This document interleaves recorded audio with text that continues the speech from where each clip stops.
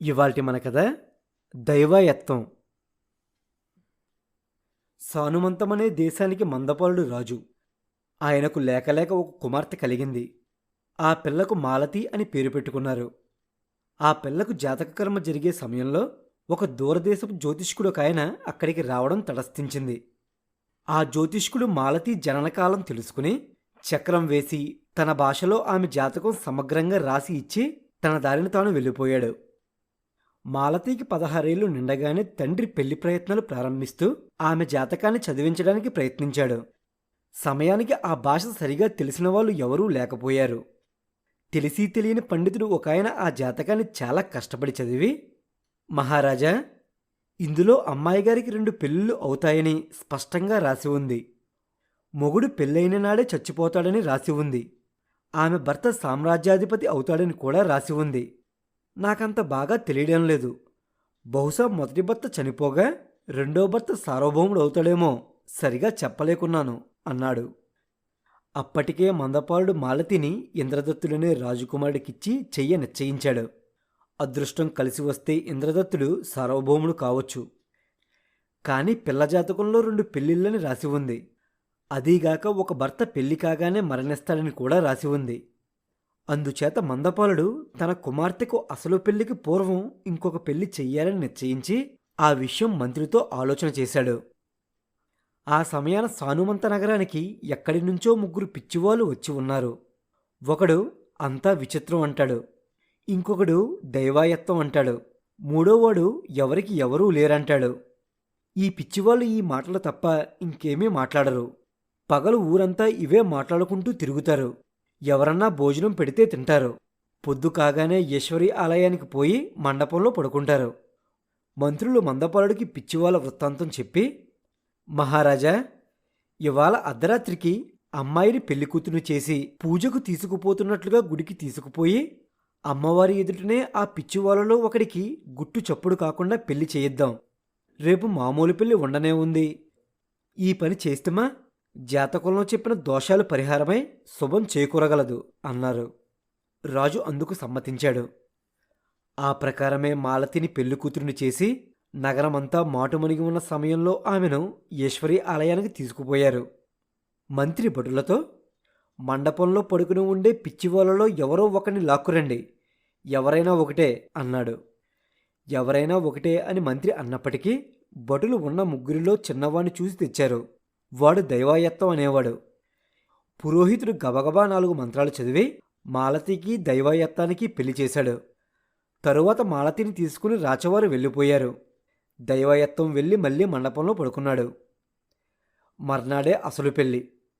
ఈ పెళ్లి మహావైభవంగా ఎంతో ఆర్భాటంగా జరిగింది. కానీ మాలతికి ఇదే దొంగ పెళ్లిలాగా, కిందటి రాత్రి దొంగతనంగా జరిగినదే అసలు పెళ్లిలాగా తోచింది. ఆ రాత్రి రాజభవనంలో సంబరానికి, వినోదాలకు, విందులకు అంతేలేదు. విందు మధ్య నుంచి పెళ్ళికొడుకు తన ఒంట్లో బాగాలేదని లేచిపోయాడు. కొద్దిసేపటికే అతనికి మైకం వచ్చింది. ఆ మైకంలోనే అతని ప్రాణం పోయింది. ఒక్కసారిగా సంబరమంతా బీభత్సంగా మారింది. ఆ విపరీత పరిణామం చూసి మందపాలు నిర్ఘంతపోయాడు. మంత్రి పెళ్లికి వచ్చిన పండితులలో దక్షిణ దేశవాసి అయిన ఒక ఆయనను చాటుకు తీసుకుపోయి మాలతి జాతకం చూపించాడు. ఆ పండితుడు దానిని చదివి, ఈ జాతకురాలికి రెండవ భర్త పోతాడని, మొదటి భర్త చక్రవర్తి అవుతాడని ఇందులో ఉంది అని చెప్పాడు. ఇది విన్న మంత్రి కంగారు పడుతూ వెళ్ళి ఈ విషయం రాజుతో చెప్పాడు. ఇది విన్న రాజు, ఇక జాతకాలను గురించి, జ్యోతిష్కులను గురించి నా దగ్గర చెప్పవద్దు. ఈ జోషులు జరిగిపోయినవన్నీ సరిగానే చెబుతారు. జరగబోయేవి చెప్పమన్నప్పుడే పప్పులో కాలేసిది. ఆ పిచ్చివేదో చక్రవర్తి కాబోతాడా అన్నాడు రాజు కోపంగా. ఎందుకైనా మంచిదని మంత్రి గుడి దగ్గరికి మనుషులను పంపి పిచ్చివాళ్ళు ఉన్నారో లేరో కనుక్కు రమ్మన్నాడు. వాళ్ళు తిరిగి వచ్చి అక్కడెవరూ లేరని చెప్పారు. అంతఃపురంలో మాలతి కూడా కనిపించలేదు. ఆమె ఎప్పుడు వెళ్ళిందో ఎటు వెళ్ళిందో చూసినవారు కూడా లేరు. ఇంద్రదత్తుడు చచ్చినట్లు తెలియగానే మాలతికి పశ్చాత్తాపము, విరక్తి కలిగాయి. ఆమె తన చీని చేనాంబరాలు విప్పేసి కాషాయ బట్టలు ధరించి ఆ బీభత్సాన్ని తప్పించుకుంటూ చీకట్లో పడి ఈశ్వరి ఆలయానికి బయలుదేరింది.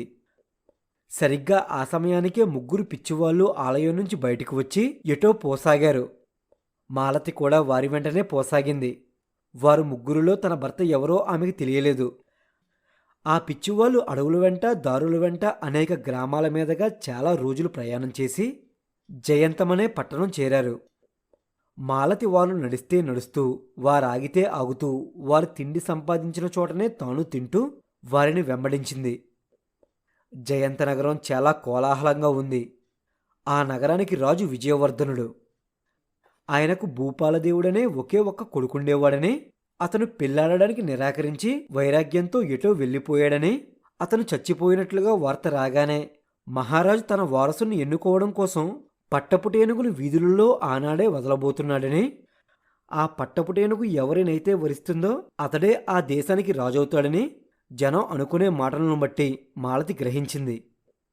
వీధుల నిండా జనం కిక్కిరిసి ఉన్నారు. ఎవరి మటుకు వారికి తమనే ఏనుగు వరిస్తుందని ఆశ. ఆ పట్టపుటేనుగు బయలుదేరబోతుండగా రాజభటులు వీధులలో ఎవరినీ నడవనీయక పక్కగా నిలబెట్టారు.